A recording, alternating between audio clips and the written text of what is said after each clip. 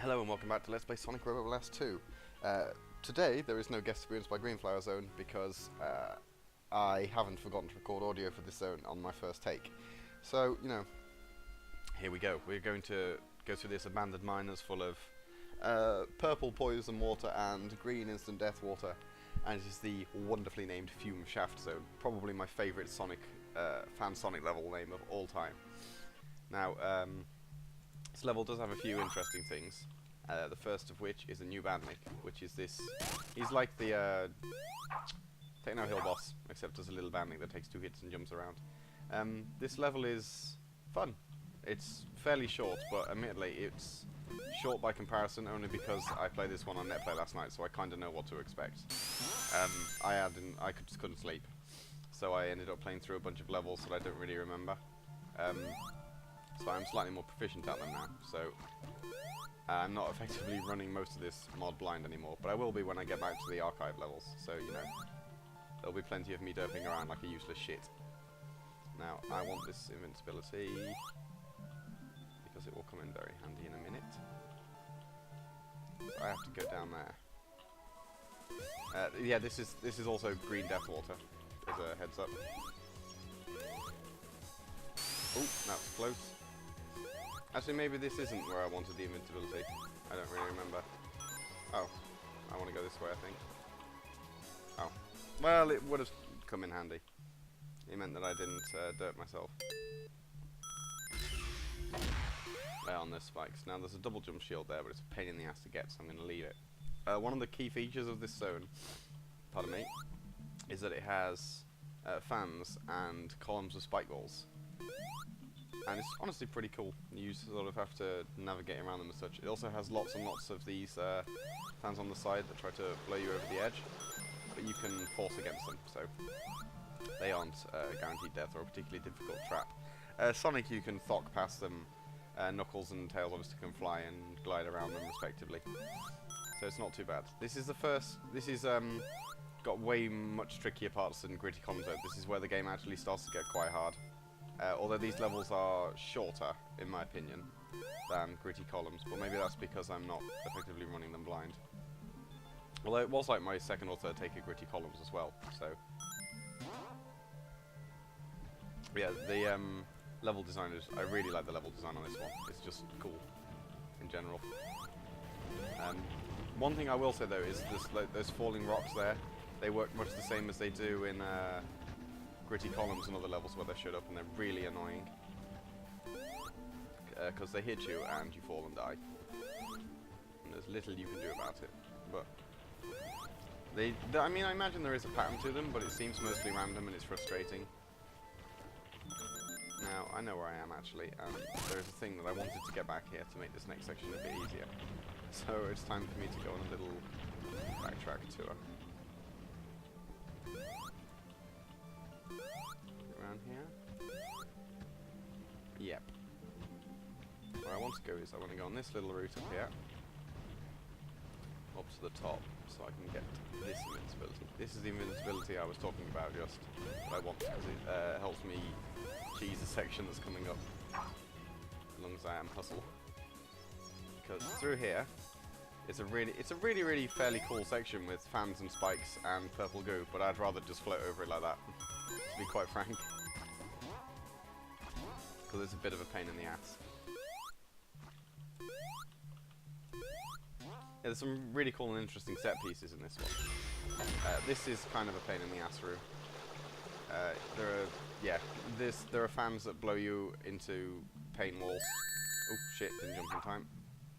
Yeah, they blow you into pain walls, and there's little you can do other than force against it. Sonic actually, if he gets pushed into them, can thock out to safety.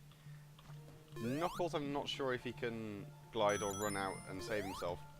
Tails, if he gets stuck in them, is fucked, if I remember rightly. He's dead, and there's nothing you can do to save him, which is unfortunate, but it's what you get for playing as Tails, because he's slow. Although I think, I could be wrong, but I think you might be able to fly over the top. Now then, if I remember rightly, I think I am closing in on the end of this level. Yes, I am. Here's the last room.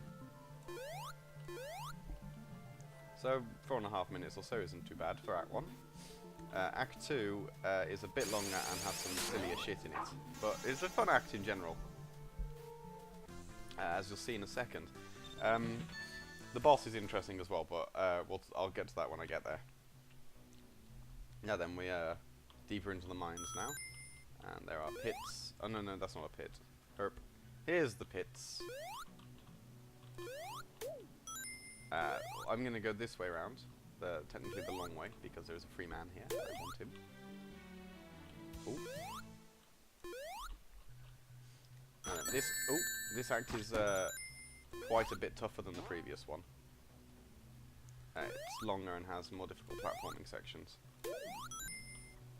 But it does have some really, really cool and, quite frankly, fairly interesting set pieces that I'd not seen in SRB2 before.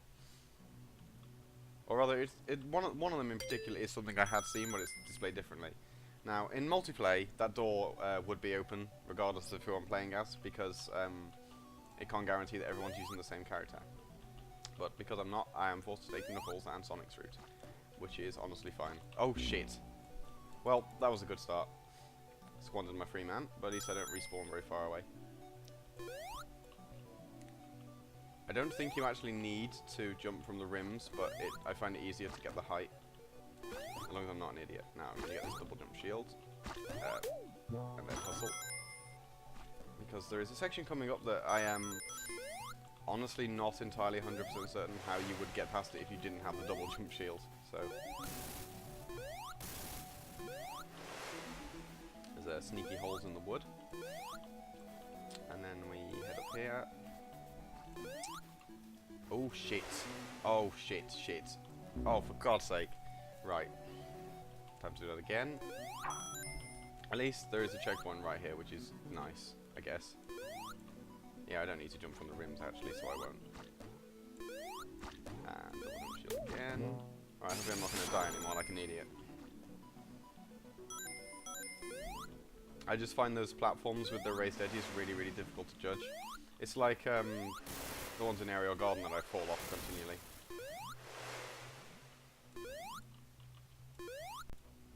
Right, let's have another go at this. This time I'm just going to double jump up at each one, just fuck everything. Now this is the part I'm not really sure what you do without the double jump shield, because you kind of need to get up there, and no matter what I do, I can't seem to make that jump without it. Anyway, we are more or less up and out of this room now. So, deeper into the mine we go. More up and down platforms. And because I've got the double shield, I'm going to just twiddle my way over. Having the shield is seriously the most useful thing in this game. I could probably make it all the way over there, so... Yep. And again, more than likely, so... What? Oh, I backed over an edge. Yep, there we go. Now this is a cool room. It's got these... Oh shit.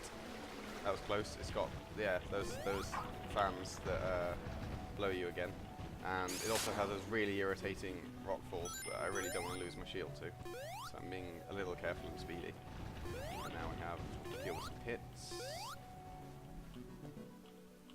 And now we go over to this side of the room.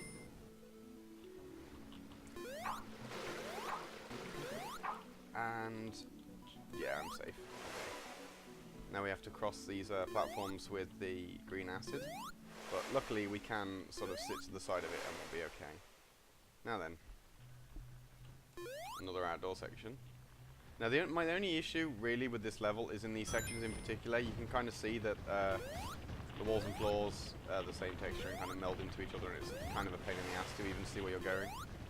That's more or less my only complaint about it. Now this is what I was talking about. I think this is really cool. It's just one of those normal spin dash tubes, except it's a grind rail. And there's a second one here, so I'm going to take this one as well. Now this one I'm running now, you can quite easily miss the attach point for it and run around it, and just run along the top of the rail. And there's no hazards on this one. It's just a set piece that winds through areas you've just been in. and then it deposits you here. And it's not dangerous in the slightest. Where I jumped on the previous one, if you don't jump, you fall into green acid and die. Or it's either green acid or into a pit. Now, I'm going to jump up here, because now I have to ride this minecart. Which is also pretty cool, which opens the door. And I jump off and carry on. And there's a pit there that I remember. Now then, where are we? Oh, through here. Ah, yeah, now I remember. Now, there is an extra life down here. Somewhere. But I can't... Well, you can kind of see the orange pipe. But I can't quite tell where the safe way to reach it is. And it looks like a pain in the ass to reach. But then, I did literally just get a checkpoint. So, well, that's there. If I remember rightly, it's like more or less right below that. Either way, let's see if I can land on it. Yeah, it's a massive pipe, thankfully. Now then.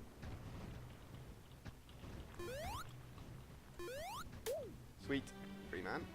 I'm going to get away from those falling rocks because they're unpleasant. And this side now has an invincibility to help traverse them.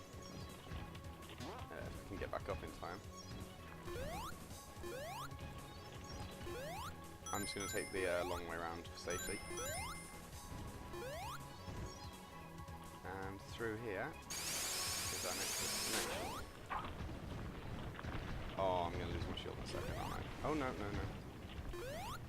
Now, there are two routes here. This one up here, I'll show it off briefly, but I'm not going it because it's a pain in the ass.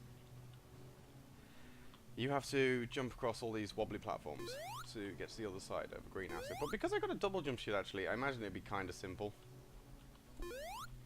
Down this side, you just have to jump around between pipes. Actually, no, I'm going to try this way. I reckon I could just, yeah, double jump shield all the way over. Yeah, actually, fuck it, that was easy. And is that a free man? Yes, it is. Well, thank you very much. And this actually spits me out at the bottom of the route I was just over. And there we go. Yeah, I'm doing that next time. If I ever have the double jump shield there again, I will just do that because that was hella easy. Right then. Back down to the bottom. It's got these cool platforms. Right then. This is a oh yeah, here's the end. Well, that's Act 2 done.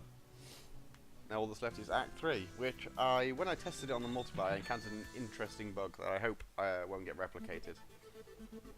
It's basically the Techno Hill boss arena, except we have the original Castle Eggman boss, which is a regular Eggmobile but with 4 rotating spikes, and he's kind of a pain in the ass. What happened though when I fought him on the test play server was I hit him in some sort of odd way, and he bounced down into the ground. At which point he got stuck under the minecart and never came back out. So I had to restart the stage. Obviously because it was multiplayer, so dying wouldn't fix it. In any case, he's not a very easy boss. Sorry, not a very difficult boss. You just need to wait for him, lure him, and then hit him when he's close. And you don't normally get hit by the spikes like that.